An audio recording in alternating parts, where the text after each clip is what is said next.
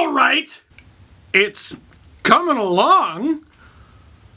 We gotta get right back to where we started from. Hi, kids. Victorious puppies.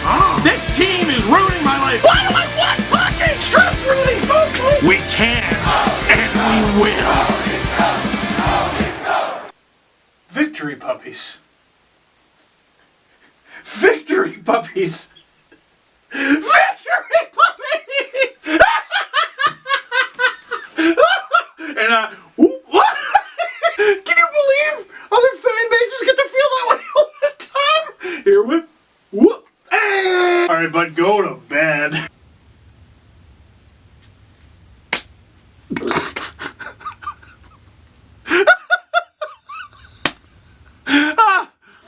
Sure, why not? Leafs win! 4-3 in overtime over the Columbus Blue Jackets by overcoming a 3-goal deficit with like 3 minutes to go. You want to know what it's like to be a Leaf fan? Do ya? Per the NHL's PR, the Leafs are the second team in history to score 3 goals with the extra attacker in a playoff game, joining the Ducks in Game 5 of their 2017 series versus the Oilers. Ooh, F in the chat, tough day for them. And that's only the second craziest stat to come out of that game because the Toronto Maple Leafs are the first team in playoff history to blow a 3-goal lead and lose and then rally from a 3-goal deficit and win in back-to-back games. What is not included in that stat, because we are in unusual times and playoff games aren't usually on back-to-back days, the Leafs did that in a 24-hour period. This is gonna be a wild one. I already gotta wipe off the lens, gotta sanitize it. Look at, I might have done too much. Where do I start? Oh, did I come into this game with a rotten attitude. Rotten. This game, watching it from start to almost finish, was a chore. Because I told you, not only do I do a video after every single game, but I just did a deep dive before these playoffs began to try to find out what happened in the Leaf season that was, the 70 games that led into this qualifying round against the Columbus Blue Jackets. Because I remember being a little uptight this season, and I saw some people in the comments like, oh, his wife was pregnant, that's why he was so uptight. No! It's because the team that I cover is a mess! And by the way, Mrs. Dangle said I did a very good job soundproofing this room, which basically means green light. But the Toronto Maple Leafs have been an extremely maddening, impossible to explain, frustrating team this season and for several years now. And then they go up 3-0 in Game 3, only to blow it in overtime. And you can forgive me for being a bit of a pessimist. The Leafs' final regular season game was a 2-1 victory at home over the Tampa Bay Lightning on March 10th. On March 12th, they canceled the season. They postponed it on my freaking birthday. And then we wait months and months and months. My dogs got walked through the pavement. And then, guess what? Hockey's actually coming back. They're actually bringing it back with games that are counting. There's going to be a bubble. There's going to be 2 bubbles. And it's going to be here, and then it's going to be here. And guess what? It's in Toronto. And it's wild. And there's training camp. And Ilya Mikheyev is training camp MVP. And they look great against Montreal, only to blow it in 4 games? You're right, I was mad. I've been mad for 24 hours since Dubois scored his hat trick. And the game starts, and where are the Toronto Maple Leafs? Justin Hall and Martin Marincin, and we discover very quickly that not everything that works in the Calder Cup final works in the Stanley Cup playoffs. Dubois walks Marv, Cam Atkinson leaves Justin Hall in his dust, and Freddie's like, what am I supposed to do? The answer is nothing and allow the goal. It's 1-0 Blue Jackets. Early, second period, early, Vladislav Gavrikov fires the puck, Mitch Marner accidentally deflects it up and over Freddie Anderson. It's 2-0. And look at them, all smiles, he's doing the phone call thing, they got their little sellies in there. This isn't NHL 20, Vlad. Doing the bat flip selly like every bloody other player in the game. Not that I've ever seen it because I'm a stud defenseman. So they're down 1-0 early. A recurring problem throughout the season. Then the 2-0 goal, they're getting clowned on their home ice. While the Blue Jackets were technically the home team, it's their ice. Every game it's your ice. And from that moment onward, I'm watching the TV. Leafs, something, anything, show you're alive! All the money in the world, nobody can get anything going except for a 37-year-old veteran coming to play for his hometown team on barely a league minimum contract, getting into a fist fight. Jason Spezza fighting with Luke Cunnin, and I thought Spezza won the amount of punches thrown, but Cunnin popped him. And I'm sitting there like, that is the most embarrassing embarrassing moment of the Leafs season. By far. By far, it's the most embarrassing of the Matthews, Marner, Nylander era. You lose to Boston a couple times, you blow a 3-0 lead in a playoff game against the Columbus Blue Jackets. Heck, you even lose to an emergency backup goaltender. But making Jason Spezza fight for your season is borderline unforgivable. And how do they pay him back? Continuing to kneel on my hands and knees in front of the television. Leafs, something, anything! Third period, Morgan Riley bobbles it. Boone Jenner buries it. That's it. They're done. And I'm sitting there disgusted. Jason Spezza did not sign up for this. Jason Spezza did not even grow a mustache for this. He did not sign up to be the enforcer spark for an unsparkable team. But here's the thing. Yes, he did. Yes, he did. When he put his pen to paper on an NHL contract, he signed up for this. And so did every one of his teammates in a Leaf uniform. And it was about time that they acted like it. Sheldon Keefe looking up and down the bench like I was a fourth liner a decade and a half ago and I'd speed bag all of you kids. And I'm sitting there just staring through the screen. I work really hard on this YouTube channel, guys. Really hard. And every year, the last video of the season, the last LFR, sucks. I'm talking about something I don't want to talk about, the Leafs season being over, and I never know how to properly say goodbye. And this year is so complicated. My son was born, Charlie died. We're not even going to talk about the fact that it's August. But then something did occur to me, and I wasn't going to say it in the video because it's not that serious. It's not even applicable. I'm embarrassed to even say it. I thought to myself, what's the point? What's the point? They're never going to do it. They're never going to do it. This isn't going to work. And I thought, this is exactly how I felt back in October. My wife and I tried for years and years to have a baby, and at some point we borderline stopped believing. Until one day you get a phone call, guess what? You're having a baby! Now, I am not comparing the Toronto Maple Leafs coming back to the miracle birth of my son. By the way, I see you in the comments. Yes, I wrote a book, and yes, I have a son! No screaming from the rooftops! It's not the same. It's not the same. It's not that serious.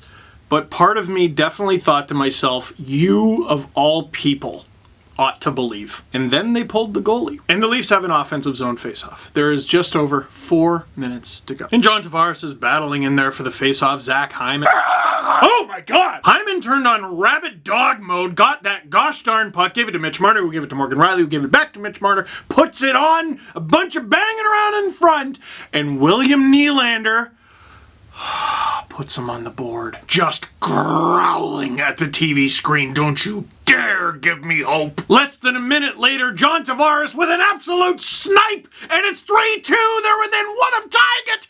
Don't you dare give me hope. And these clowns, these absolute clowns, I tweeted before the game 4-2 Jackets, because that's how I thought the game was going to go. And here it is. They were down 3-0. They get 1 goal. They get 2 goals. I start to believe, we all start to believe, empty netter Columbus. That's how this is going to work. It's how it always works. And then 2020 said, Google me. Columbus is trying. They're trying with all their might. They're trying in the neutral zone. Morgan Riley breaking it up. Mitch Marner's getting down into the butterfly. Miracles happening left and right. Somehow, this game is still going. And there's 45 seconds to go. And I realize, without even being conscious of it, I am literally on my hands and knees on the floor in front of the television. Like, you idiot. You rube that you believe. And with less than 30 seconds to go, Zachary on the attackery. Zach Hyman with a nice little move on Seth Jones. Gives it to Austin Matthews. And oh, if this pass gets picked off, the Leafs season is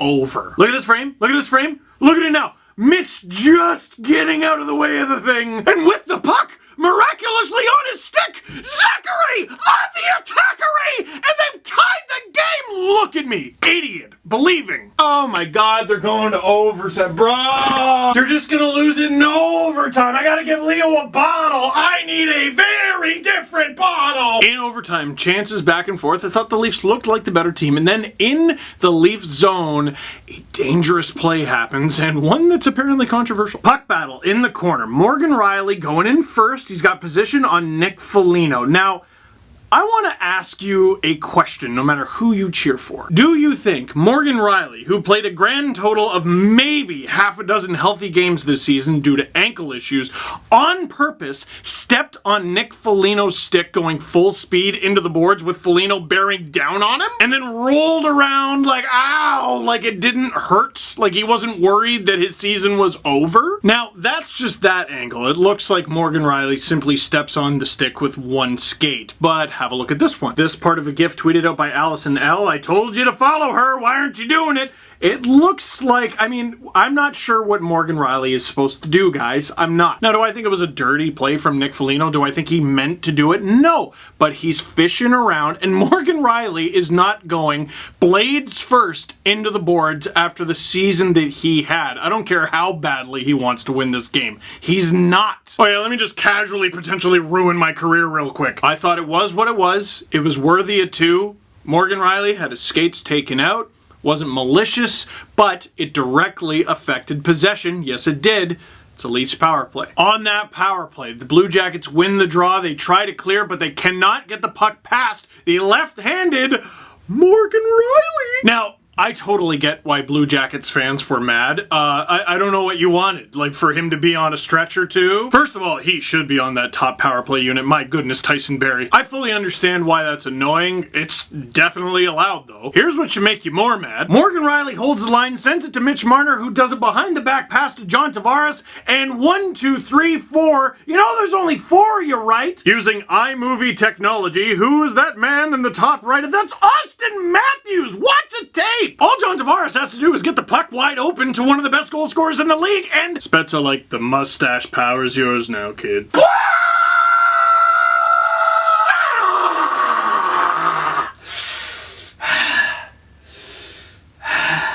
Did it go in? And ladies and gentlemen, this is the face of a guy who can't even believe that his team won, and he's the guy who won it for them. And with that, the Leafs win the miracle.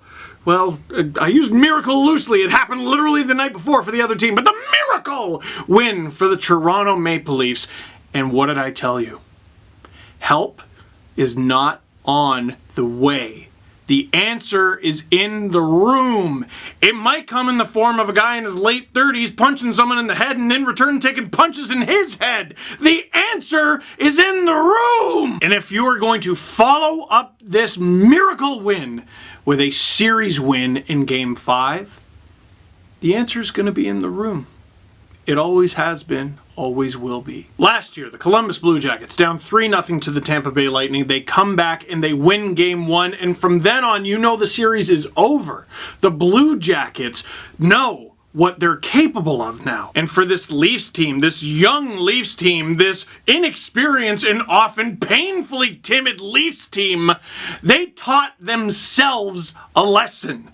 Look what you're capable of. The Montreal Canadiens and Chicago Blackhawks knocked off the 2 5 seeds. You're telling me you don't want a shot at this thing? Darnell Nurse of the Edmonton Oilers, when asked about the strides the Oilers made this season, you play this game to win a Stanley Cup, and we're sitting here after a qualifier, not even in the playoffs, not even in the top 16. So you can talk about strides all you want. I don't think anyone's happy. Listen to that. Listen to how he's talking. This is about the Stanley Cup. You want your name on it? Get it! People have been making the Last Dance comparison with the Toronto Maple Leafs and how the Michael Jordan Bulls had trouble getting over the hump. And every time I heard the comparison, I'm like, how dare you that this team is even close to the Jordan Bulls? But in the microcosm, we're not talking about 6 championships in 8 years. We're talking about 1 championship this year. You need a moment like that to show yourself what you're capable of. The Leafs now know. And now we go to Game 5. And last year, I thought the Leafs were the better team throughout the playoffs against the Boston Bruins in their 7-game series. And then Boston pulls off the win in Game 6. And the Leafs' worst performance of the series was in Game 7. You can't do that here. You can't. And you're not going to. Because you know what you're capable of. Questions. How loud were you in decibels when we won? I have mastered the silent Selly. Yeah, because, baby. Who starts in net for Columbus next game? Doesn't matter. How's your blood pressure these days? Actually, it's pretty good. Thanks to Chad from Infinite Fitness. I've actually lost 20 pounds over quarantine. In my experience, it's way easier to lose 20 pounds when you gain it first. But last I checked, my blood pressure was good, and now I can do proper lunges. And you don't need any tea, coffee, or Red Bull this morning. All you gotta do is read this over and over again from Sheldon Keefe. Jason Spezza just did not want to see our season end today. And maybe we're making too big a deal of that fight. Maybe we're focusing too much on the knuckles and not enough on the goals that were scored to tie it and win it. Maybe Jason Spezza wasn't the biggest part of putting a dent in that 3-goal deficit, but he did leave a healthy scratch. So that is it for this one. Thank you very much for watching. Click like if you like this video. Click subscribe if you really liked it. Tell your friends that sports are really, really, really weird, man. Hydrate. You're not supposed to wake a sleeping baby. So when he wakes up, I'm gonna give him a bottle. And then we'll make a video. You dreaming? No, you're not dreaming. They won.